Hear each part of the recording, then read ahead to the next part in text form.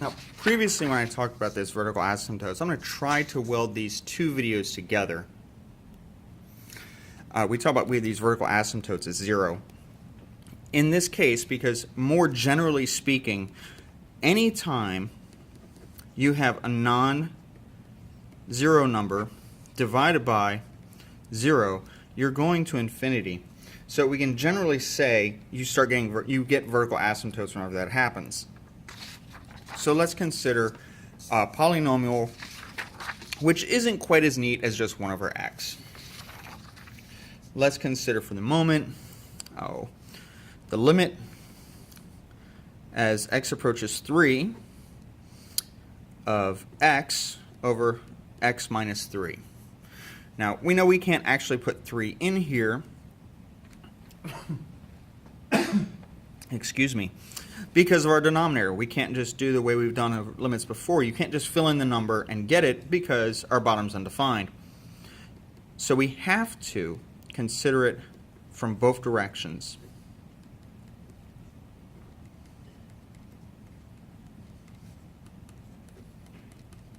And we're going to work from our right hand first and see what happens.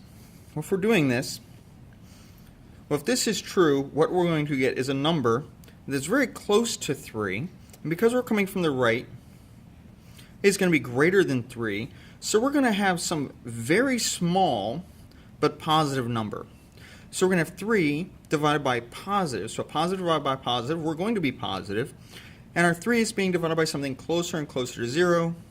This is definitely going to infinity by using the same logic we've used on previous questions. Well, now we look at it as we approach from the left. Well, we have x. That's going towards 3. Our denominator is coming to 3 from the left, so it's not as large as 3. So we have some number smaller than 3. We subtract 3 from it. We're going to get some very small negative number. So we have 3. We have a positive divided by a negative. We're going to get a negative. It's some very small number getting closer and closer to 0. We know this is going to blow up to infinity, but it's blowing up to negative infinity. So we see our limit as x approaches 3 of x over x minus 3. The limit does not exist. Our left-hand limit and our right-hand limit, they disagree with each other. So our limit does not exist. And in fact, we have a vertical asymptote that our graph cannot cross at 3. It will not meet in the middle. They won't meet at 3. Instead, this one's blowing down to infinity. This one's going up to positive infinity. They're not going to meet. We have a vertical asymptote.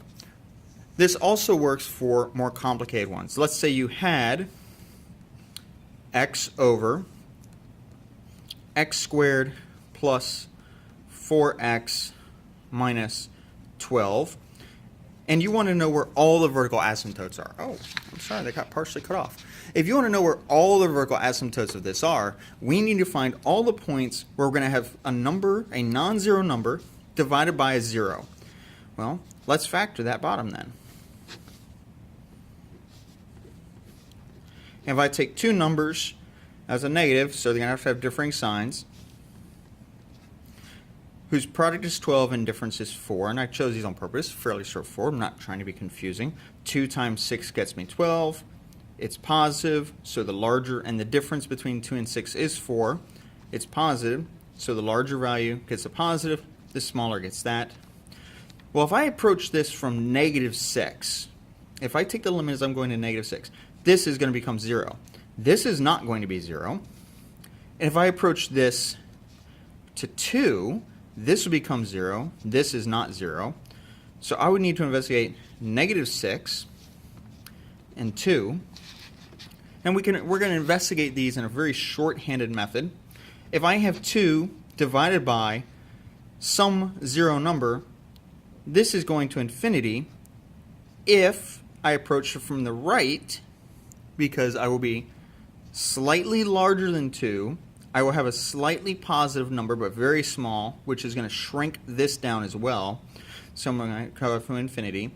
And the same thing, if I have negative 6 over a 0, well, this is going to be blowing out also. But these are going to be asymptotic behaviors, as we saw up here.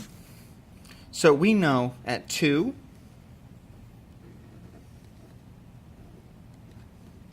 and at negative 6, so we're going to put a 0 right here, we're going to have our vertical asymptotes.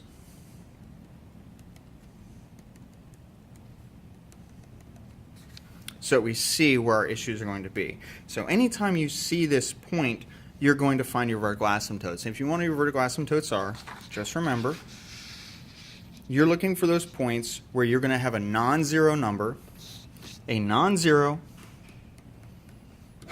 over 0. So if you have a denominator, you may need to factor it.